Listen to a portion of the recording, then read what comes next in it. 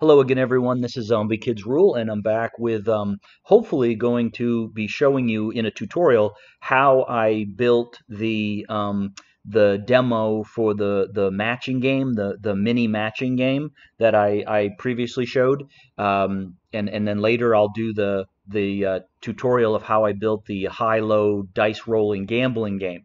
Um, so I'm just going to start right off the bat with this saying that I am positive that there are better ways to do this. I'm positive that there are more efficient ways to do this. Using JavaScripts and things. The thing is that I don't know how to do it yet. I am learning JavaScript. I'm going through an online course. I haven't got to some of the features that I think would make this events, the events that I made, this mini game. I haven't got to the features yet. I haven't learned how to use the features yet that I think would make this more efficient, shorter, that sort of thing. I'm sure I'll get there, but I'm not there yet. So I'm just going to say this is a simpler way, perhaps, to do it. It doesn't require a lot of JavaScript knowledge. It requires just using basic concepts of conditional branches and using variables and things like that. I'm just going to get that right out of the way. I'm sure that there are other people more knowledgeable that could look at this and say, you know what, I can build this easier and more efficient, and maybe I'll get there and I'll redo this and come up with that. But in the meantime, I just wanted to share with new people like me who are just trying to learn how you can do something like this through mostly just events, conditional branches and common events and things like that. I do use an array. I do use a specific script that I learned for, randomly pulling numbers or I should say entries out of an array. But for the most part, most of it is simple eventing. So again, I'm just making this video in an effort to share with newer folks like myself who are on their journey of trying to learn how to use RPG Maker MZ, and you know and again, if I learn more and I can make this more efficient and more effective and great, awesome, I will probably circle back to it. You also know my regular caveats. I'm still a new person. I'm still learning. I'm just basically sharing what I've been able to do, especially when I haven't seen a video or a tutorial out there that also already covers this. There are all kinds of great tutorials out there, series for MZ that go from the very beginning. What is this engine? What are all the tabs? What's the database? How do I do variables and switches and conditional branches? All the way up. And this is more of a focus thing, assuming you have the basics down. And this is more showing completed things and how I did it. You also know I don't do fancy maps. I'm just focusing on functionality right now. All right, so let me just let me just show you what again. I did the demo. If you've watched the demo, you've seen this, but I'll just highlight this once again. So the user clicks on this thing here, opens up the game. And basically what it's going to do, it's going to give you a choice of choosing 4 pairs, 6 pairs. I don't want to play. I'll just do 4 pairs. And then you're supposed to click on them to find matches. So I click, this turns red, this turns red. Oh, I found a match. Okay, perfect. This one's green, this one's green. Oh, I found a match. Okay, this is easy. Wow, they were all side by side. That's kind of weird. Okay, fine. That was very, very super simple. So let's play again.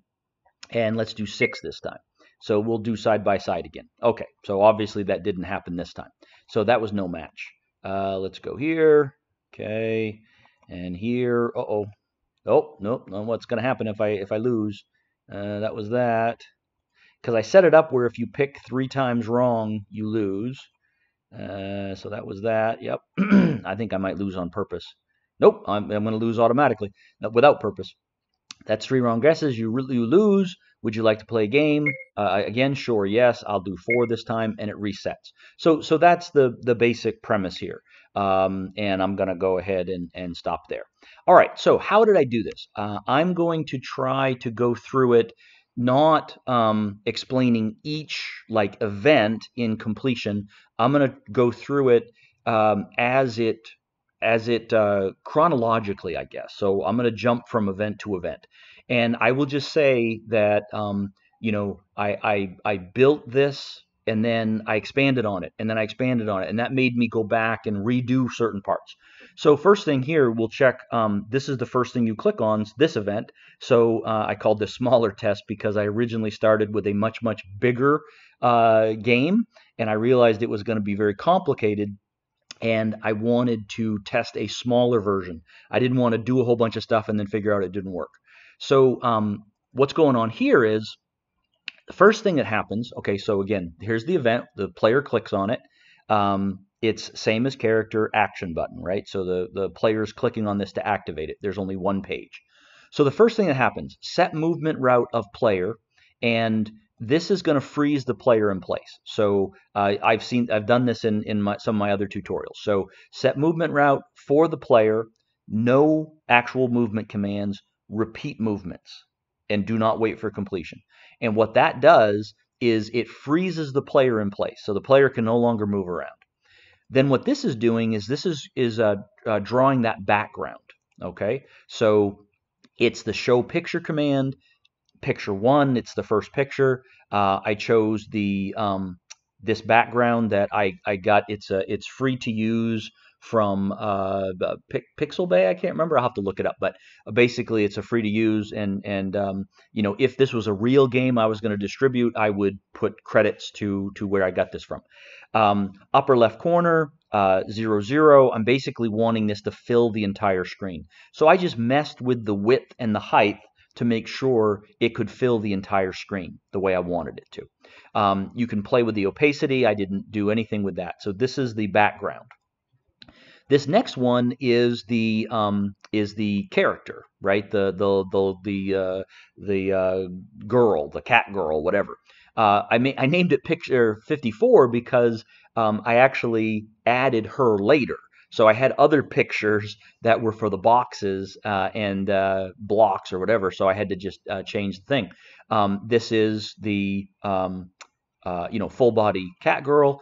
And if you didn't know, in RPG Maker MZ, you have both the smaller busts and then the full body, and you can just add them. They come as default, but you have to add them in.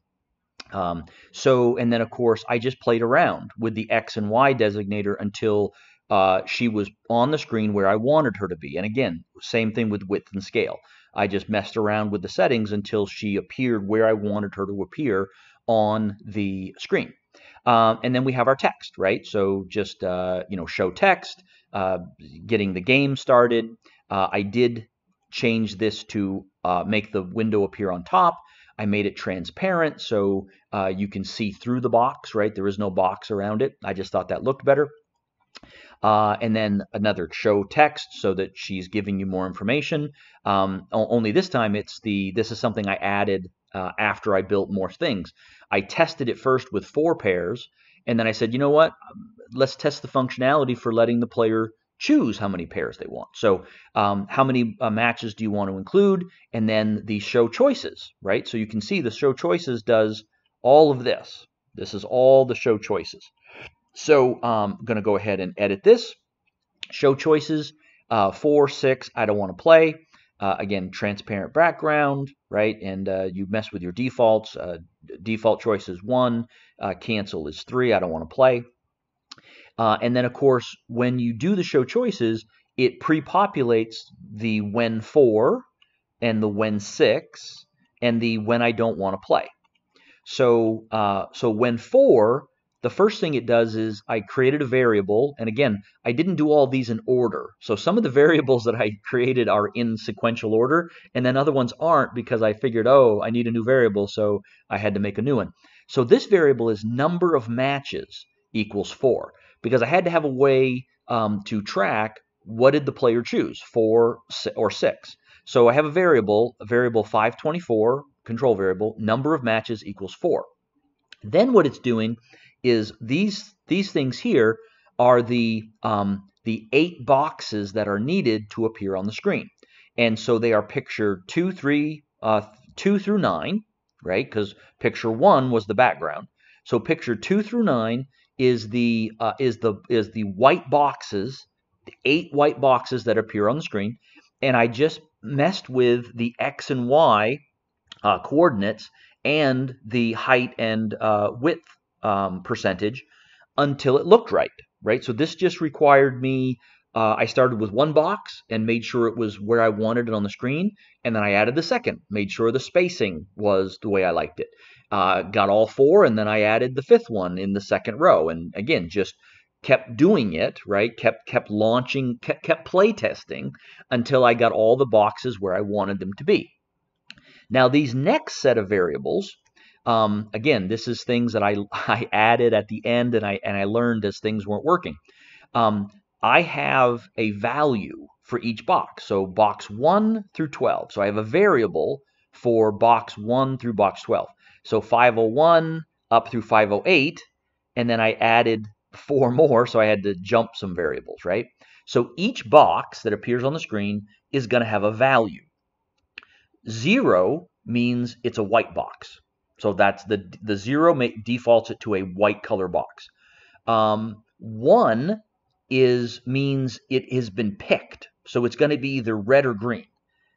This is not determining whether it's red or green. It's just determining that it does have a color other than white. And then a value of 2 means that the box has been matched, and therefore it shouldn't show up again. It should be gone. It should be empty, right? So, and that's what these are doing. Because the player chose 4 matches, which means we only need 8 boxes. So boxes 9 through 12 are set to a value of 2, so they don't appear on the screen. Okay, the boxes of 0 appear as white boxes. All right, so that's what this is doing. So as soon as you click on this the first time, it puts 8 white boxes on the screen. Now, this seems like you wouldn't need it at this point, but the problem is we come back here when the player wants to play again. So if that's the case, there is a parallel event that is running that's updating the status of these boxes. And if I didn't set these to 2, then they would actually appear on the screen even though the player only picked 4 pairs, right? Okay, so that's why this is happening. And that's the first part, when 4, okay? Now, when 6, it does the same thing only with 4 more boxes. So it sets the variable number of matches equals 6. Now there are 12 boxes, all white, okay? And then I, again, just played with the settings to make sure they appeared on the screen the way I wanted them to. And then now box 1 through 12 is set to 0 because they're all going to show up on the screen as white boxes. And then when I don't want to play, basically I show text that says basically, oh, too bad, okay, goodbye. And then what this does, as you can see underneath this option, this is a script that clears all the pictures. I've used this in previous tutorials. So $game capital screen dot clear capital pictures and then brackets. Okay, so that is the script. Okay, and you guys have seen this before, but I use the script option. Okay, on page 3 of event commands. So this script clears all the pictures, takes them all away. This, of course, sets the player free. Set movement route for the player, no movement commands and no repeat. So that sets the player free, and then it exits the event processing. So it just basically skips all the rest here and jumps out. All right, so that's what this does. And then what it's doing is assuming that you didn't do I don't want to play, assuming you picked 4 or 6, it's going to drop down here. Now what this is doing is this is a script, a very nice and effective script to turn on or off a self switch in an event. So this one is $game capital self capital switches dot set capital value and then parentheses bracket 24. That's the map. right? So this is map 24. We can see what map we're on right here, 24. Comma, 5 is the event. That's the event I'm on. And I want to be triggering a switch in this this event over here, which is off the screen. Comma, and then in single quotes, A, capital A. That's the self switch, A, B, C, or D. So I'm doing something with the self switch A in event 5 on map 24. And then it's brackets, closing brackets, comma, true, which is basically turning the self switch on, closing parentheses, semicolon. So true turns a switch on, false turns a switch off. So this script is a very, very handy script. I've used this in previous tutorials. This is a great script because you can turn self switches on or off for events, not just on the map you're on, but in pretty much any map. So that's a really effective script. So this is turning self switch A on for this event over here, and we'll check that out in just a second. It's also going to do a show text really quickly that says, hey, what are you supposed to do? Click on a white square. And then it's also doing the exact same script to turn on the self switch map 24 again, event 3, which is up here, choices, and self switch A, and it's setting it to true. It's turning it on. So at the end of this map event that the player clicks on to initiate this game, it's going to turn on the self switch for this event and turn on a self switch for this event. And that's the end of this event. Okay, so basically all it's doing is it's setting the background, it's setting the character, it's doing the intro of, hey, do you want to play a game? How many do you want to, how many matches do you want? It sets the squares, the white squares. It sets the values of the boxes because one of these common events is going. I'm sorry, one of these parallel events is going to use those, and then it basically is turning those events on. Okay, all right. So now let's get out of there. So let's do this one first. So this is the one that's activated first. Game setup and info array. So what this is, initially, it's on this blank page. So page 1 is blank. There's no image, right? The player can't walk on it. They can't see it. It's below character, action button. Doesn't matter. Nobody can interact with it. It's a blank page. It doesn't do anything. However, when the other event, the map event, when it activates self switch A, see, self switch A, it moves to this page. So as soon as self switch A is activated, this page is the highest page where the conditions are met. So it triggers this event. And this event is set to run in parallel. So that means it's going to immediately start doing something when self switch A gets turned on. And what is it doing? Well, first I have a little comment here. And this is just a reminder. I need to do much better in putting comments into my events. But I put this one here where it says box values, right? 0 means it's not selected and it's white. 1 means it's selected and it's either red or green. And then 2 means it's matched, so there's no box. Okay, that's just a reminder to myself. Then for box type, right, so I have other variables called box type. 1 is equal to red, 2 is equal to green. So that's how I'm determining the values, red and green. And then I have 2 more variables, player prior choice, right? Or actually that might be 1 variable. 1 is box 1, 2 is box 2, etc. So it goes all the way up to box 12. So player prior choice is tracking which box did you pick last time, because you make 2 choices and then it determines whether you made a match or not. Okay, so that's the comment. That's all it's doing. Doesn't do anything. It's just there for notes. Now, the next variable is an array. So variable 522 box array equals, and then anything between these brackets is in the array. And it can only have 2 values, 1 or 2, red or green. So I just did 1, 2, 1, 2, 1, 2, 1, 2.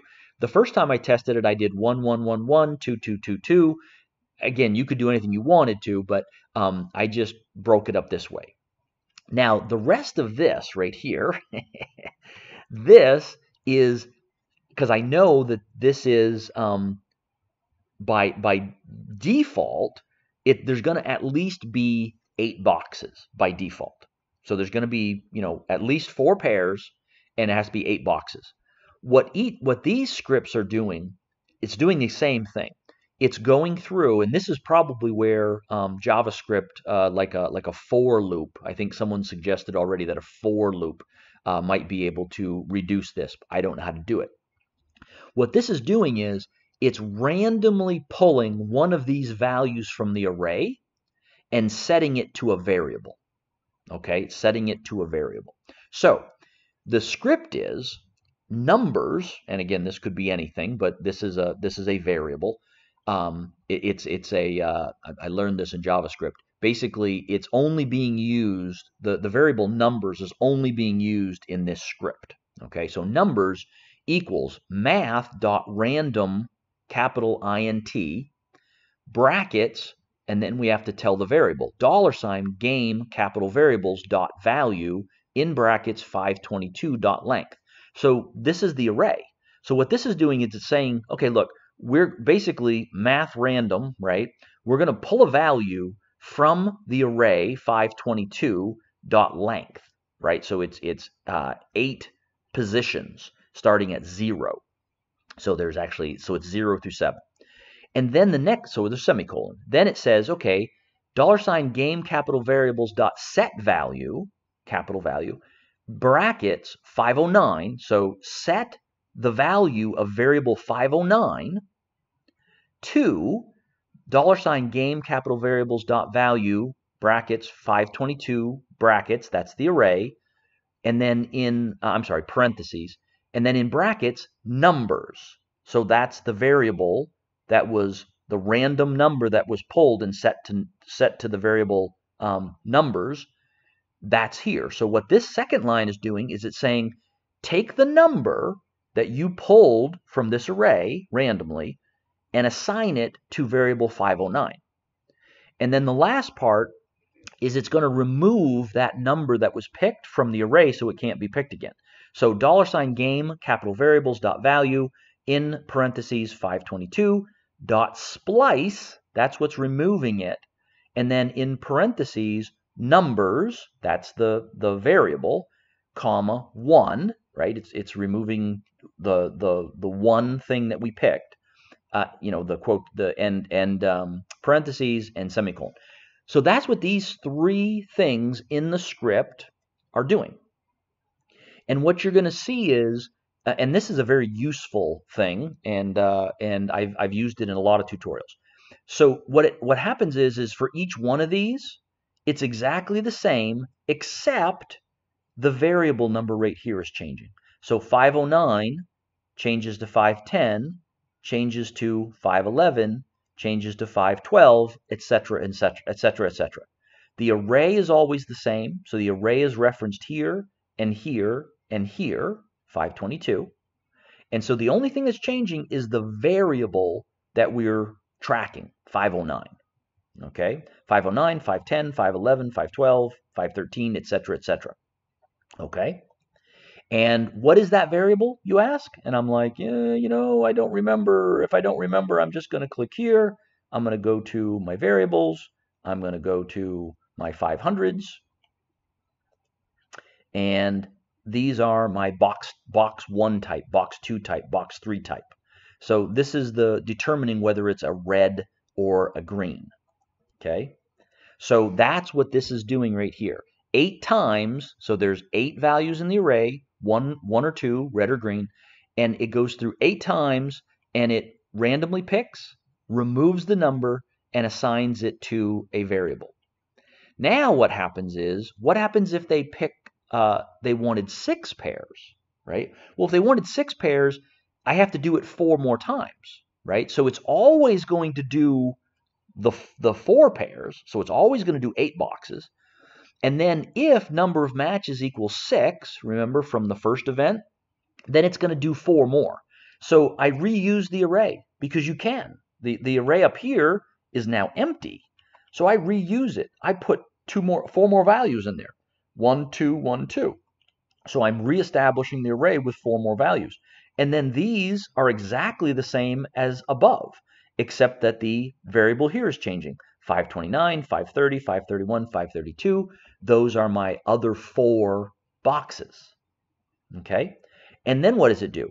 It turns itself off. So control self switch A is equal to off. So I'm turning self switch A off, which means it now goes back to this page, which is blank. It doesn't do anything. And it's waiting to be turned on again to run in parallel if the player wants to play another game, which means it resets the array. It redoes the determination of whether it's red or green for each variable. Okay, so it's turning itself off. All right, so that's what that event does. This is the second event that is chosen, or I should say the second event that's turned on, and it's labeled choices. Again, just like the other event, event 5, it's blank. It doesn't do anything initially. It just sits there.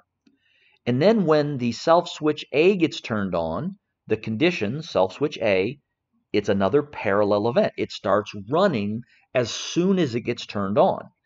And now what this event is doing is this event checks each box that could be on the screen, and it says what is its value. So this is just a bunch of conditional branches. That's all this is. If box 1 is equal to 0, that means it's supposed to be a white box. So it shows picture number 2. That's because that's where box 1 is supposed to be, picture 2. It's a white box. This is the location of it. And then it's doing this other part where it's using a plugin, a button picture plugin, to make that box clickable, right? So I've used this before too. So basically this plugin is you can select it from your plugins. This is the button picture plugin, and it's there's only one command. It tells you what it does, makes the specific picture clickable. And then it asks for two things. What is your picture number? So this is picture 2. And what is your common event? Right? You have to pick your common event. And I have 12 common events that have to be called for each box that can be clicked. So each box, when it gets clicked, calls a different common event. And so if box 1 is equal to 0, it sets it as a white box and it's clickable. And if you click on it, it calls common event 81. Now it checks. If box 1 is equal to 1, that means it's been selected. Now I have to check and say, okay, well, is it red or green? So as a nested conditional branch, so underneath this first conditional branch, it's checking the other variable. If box 1 type is equal to 1, that means it's supposed to show a red box. So show picture 2, which is, again, same picture as up here, red box, right? Same location, 100, 300. Else, so meaning that if box 1 type is not equal to 1, else, so it's going to be equal to 2, show that picture 2 as a green box, same spot. And then this next conditional branch is checking if box 1 is equal to 2. And as I explained earlier, that means the box was matched, it shouldn't be on the screen anymore, and so it's going to erase picture 2. So it's going to make sure it's not on the screen. And so that's what it does for box 1. So this is all about box 1. If it's 0, do this. Show it as a white box, right? Sorry about that, folks. My dog had a little bit of a sneezing fit or a little thingy, so I paused it here to try to not mess up the sound. But so anyway, as I was saying, this first part of this event choices that's running in parallel is checking. It's going to check every single box. And so the first one, this whole section here, is just checking box 1. If the value of box 1, so this is a variable, box 1, if the value of that is 0, it's going to show a white box, and it's going to use this plugin command to make that box clickable. So when you click on it, it calls common event 81. If the value is 1, then it's also going to check to see the value of this other variable, box 1 type. If that value is 1, so if box 1 is 1 and box 1 type is 1, it's going to show a red box. Else, meaning that if box 1 is equal to 1 and box 1 type is equal to 2, it's going to show a green box. And then if box 1 is 2, it's going to not show any box. It's going to erase that picture, take it away. And then what's going to happen is this event is going to do the exact same thing for every single box. So then it does it for box 2. Does the exact same thing. The only thing that's different is it's a different picture, different setting, of course, because it's a different location on the screen, different picture number, different common event. And then of course you have to change, you're changing this variable, box 2, you're changing this variable, box 2 type, right? And then erase picture 3.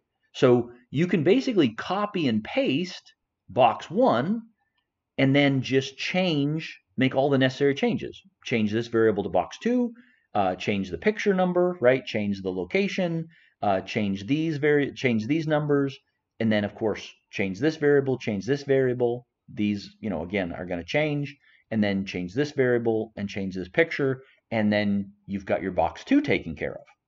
And so guess what? You're going to do the exact same thing with box 3, right? Just changing the necessary values as you go. And then you're going to do the same thing with box 4. And then you're going to do it with box 5, and box 6, and box 7, and box 8. And then it keeps going because you can have up to 12 boxes. So 9, 10, 11, right? And then 12. Now, once it gets done, so this is it's just a series of conditional branches checking each box, and it goes through all 12 of them. When it's all done, it's going to wait 10 frames, right? So parallel events, you don't want them running, 60 times a second. So it's going to wait 10 frames, and then it's going to go back up to the top and it's going to check it again. And then it's going to wait 10 frames and go back up to the top and check it all again. And that's what continuously updates your boxes. Okay? And so again, a lot of magic is happening here. It's not that complicated, but this parallel event is what's constantly updating the boxes based on your choices. Okay? 0, 1, 2, and then we've got this box type as well that's checking whether it's red or green. And that's all that this common event does. Now, it is later on somewhere else, we'll turn this self switch A off at the appropriate time, which will move it back to this page where now it's not doing anything. It's just sitting there waiting to be changed again, to be called again. Okay, so that's that event.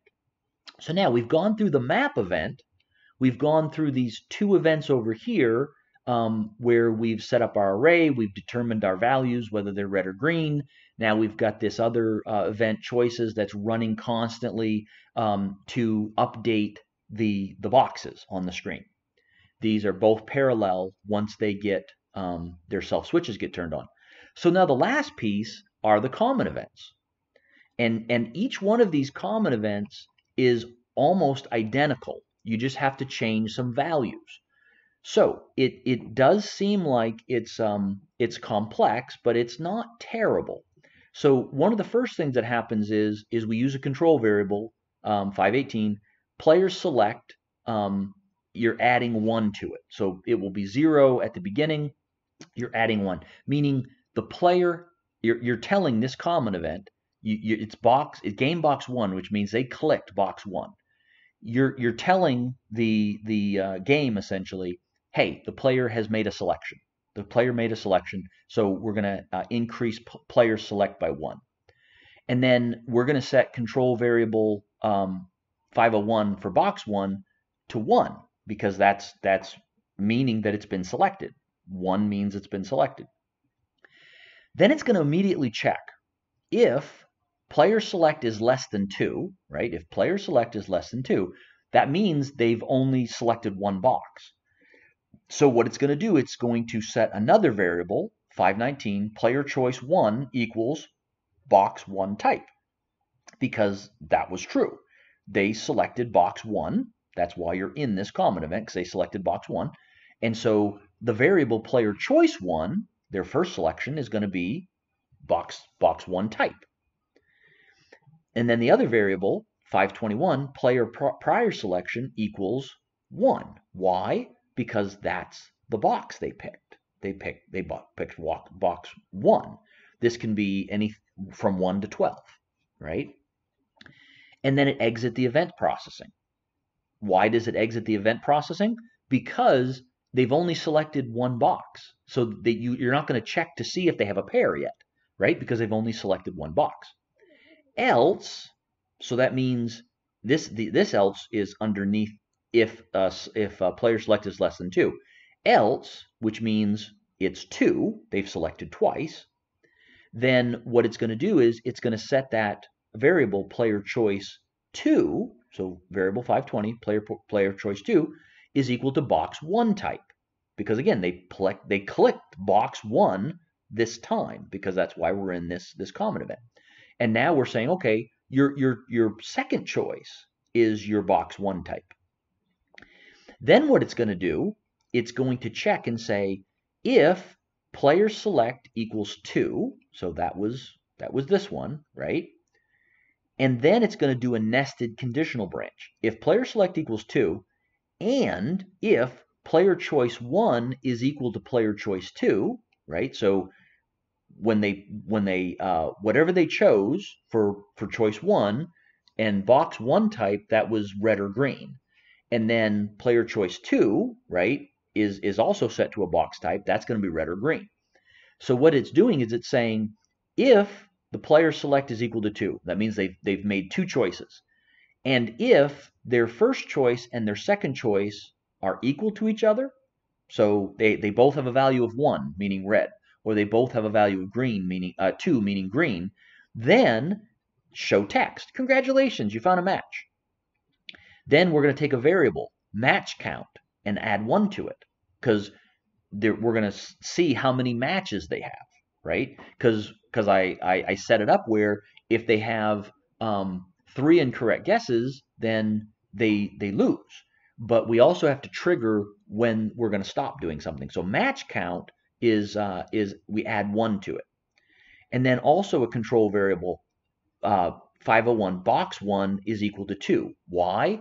Because 2 is the value that says, oh, I'm not going to show that box anymore. Okay? And I know this box 1 is equal to 2 is because, again, we're in common event game box 1. So they picked box 1.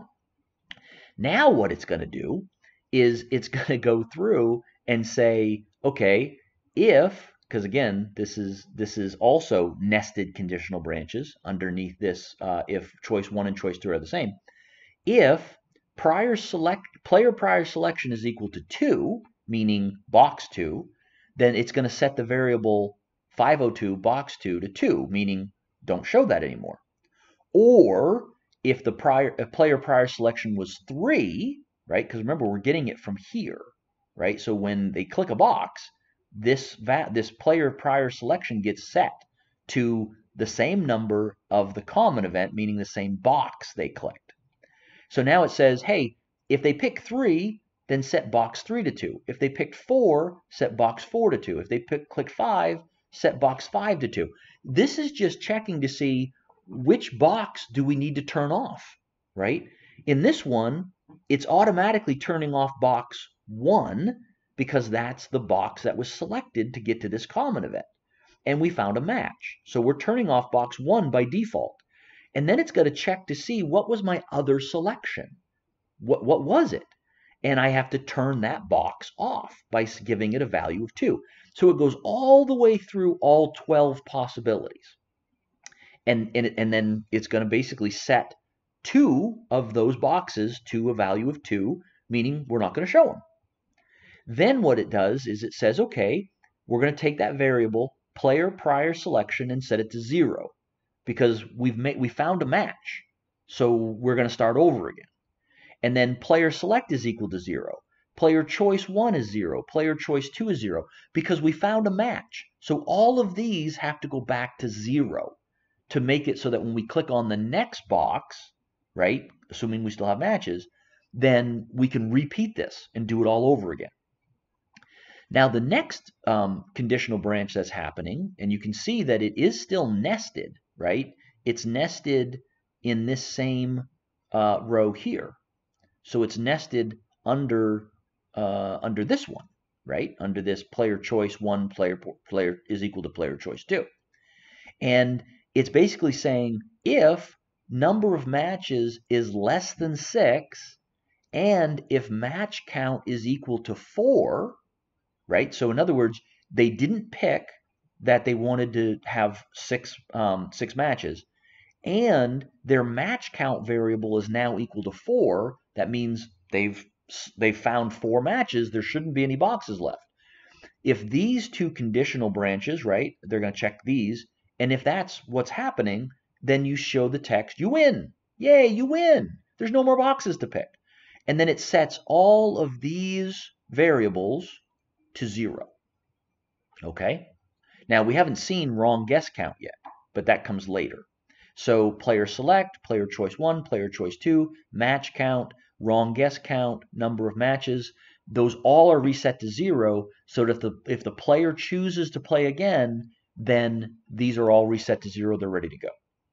Then we're going to jump to label play again, which is going to jump us way down in the event because we want to skip the rest of this. We want to jump back to play again. We're going to let the player choose to play again. Now, this is again nested conditional branches underneath the win column. If number of matches is equal to 6 and match count is equal to 6, that means you found all the matches. You win, set all these variables to 0, and then jump to label play again, right? And that wraps up the if you found a match. Okay, so if you found a match, it could be a single match, or you might win, and it has to trigger that what happens then.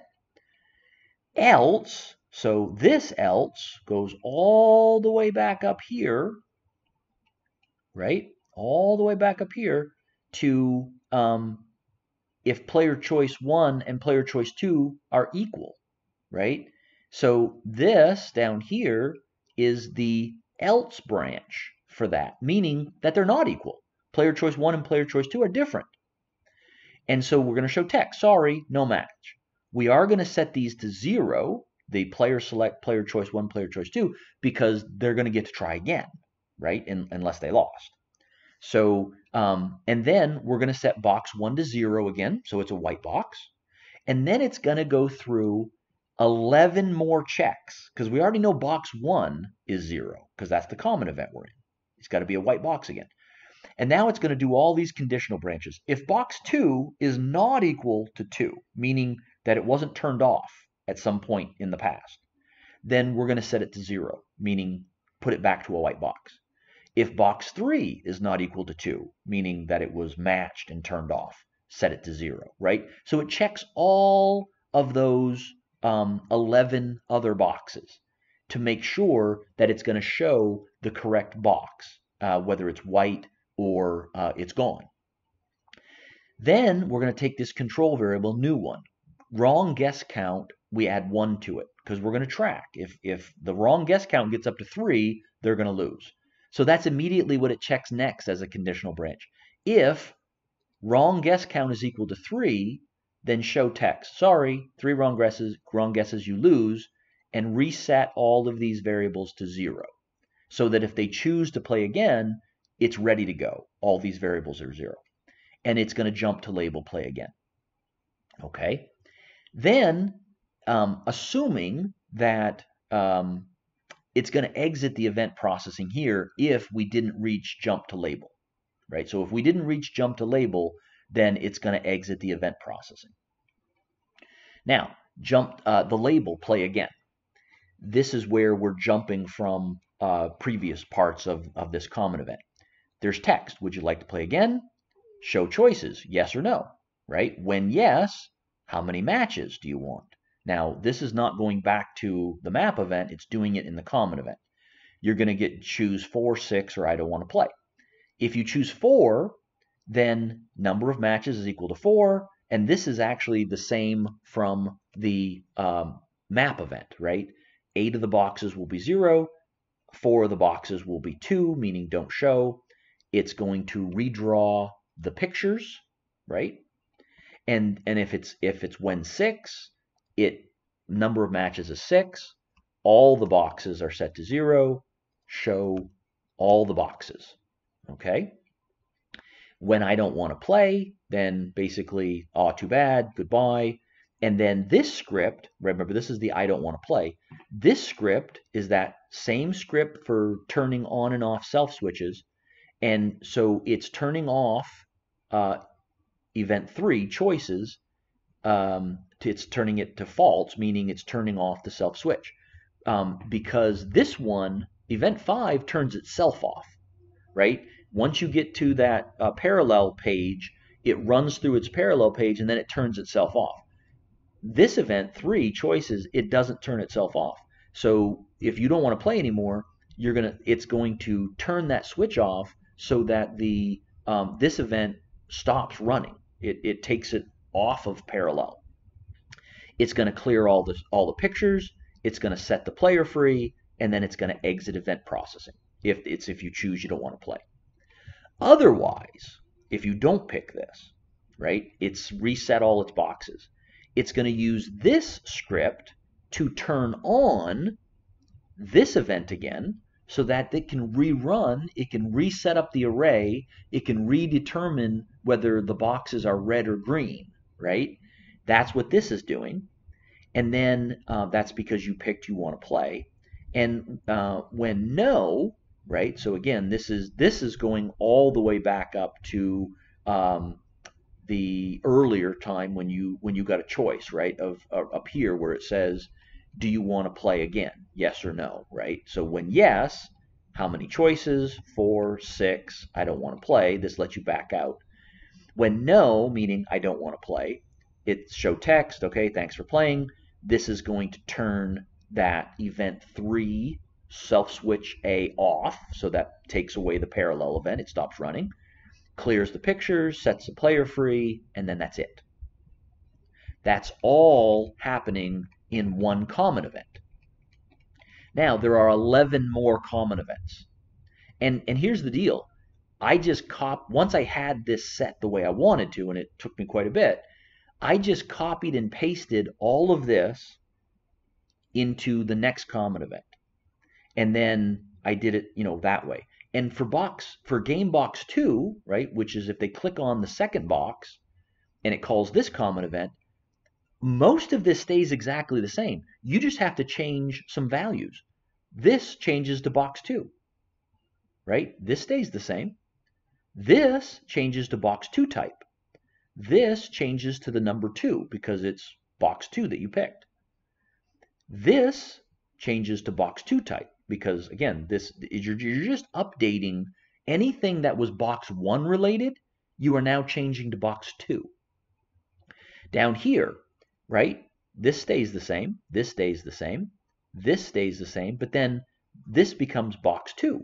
So instead of box 1, it's box 2 equals 2.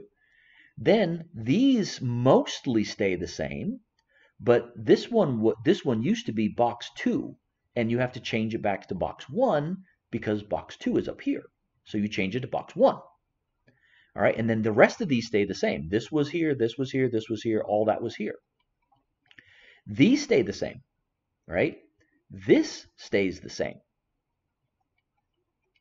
This stays the same, right?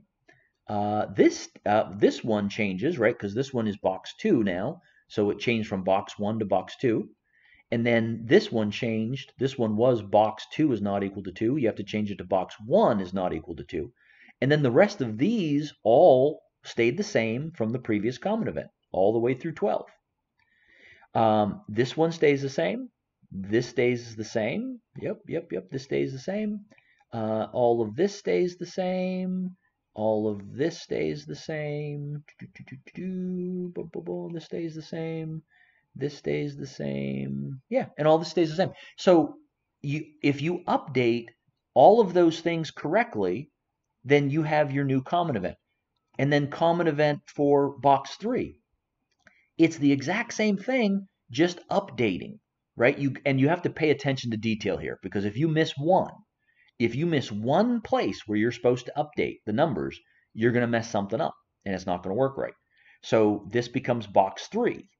This becomes box 3 type. This becomes number 3, right? This becomes box 3 type. And then just look for where you need to update things. See box 3, right? Then you have to go, this one was already box 1 from the previous time. This one was box 3. So you have to change this to box 2. And then these ones stayed the same, box 4, box 5, box 6, blah, blah, blah, all the way through. And you just have to pay attention to detail and make sure that you are updating the right variables or the right numbers for each of these common events. And then that's it. So you write the first common event, and then it's just a simple thing of copying and pasting to the next common event and just updating the necessary numbers. Everything else is staying the same. And that is essentially it. So you've got the map event that we went through. You've got the event that goes from not doing anything to a parallel, right, that essentially sets the values of the boxes to be red or green, and then it turns itself off. And then you've got the event that starts off doing nothing until the self switch is turned on, and then it just continuously checks the status of the boxes. Box 1, right? It's either a 0, a 1, or a 2, and it's also checking the box 1 type. And it does the exact same thing for box 2 and box 3 and box 4, all the way down to box 12, and then it waits 10 frames and then it does it all over again, right? Until we stop playing and this gets turned off. The self switch gets turned off. And then we have our common event, right? Our common event, which we went through the whole thing. There's a lot of conditional branches. So you've got to be really careful about your nested conditional branches. And because if you don't put the conditional branches underneath the right spot, you'll mess something up again too. So you really do have to pay very close attention to your nested conditional branches and where they're supposed to go. And other than that, that's it. So it seems complicated. It can get a little confusing. I still make mistakes with conditional branches and nesting of conditional branches and mistakes with else, right? So I still make those mistakes. But if you pay close attention, you should be able to replicate this and then essentially modify it, build off of it, do whatever you want to with it. And again, this probably could be made simpler with some scripting, more scripting than what's in here. I just haven't got to that point yet to learn how to do it. So anyway, I hope this is helpful. I hope it wasn't too confusing. I hope I explained everything of what's happening. If I didn't, by all means, please feel free to leave a comment. And if you're trying to recreate this and you're having trouble, you can leave a comment. If you find these videos helpful, or if you appreciate the time and energy that goes into these, please consider liking, subscribing, getting notifications, and again, leaving comments. And I will try to find time to get the next tutorial up about the high-low dice gambling game. And in the meantime, folks, I hope you have a great day. And I'll get to more things when I can. Happy game developing, and I will talk to everybody later. Bye.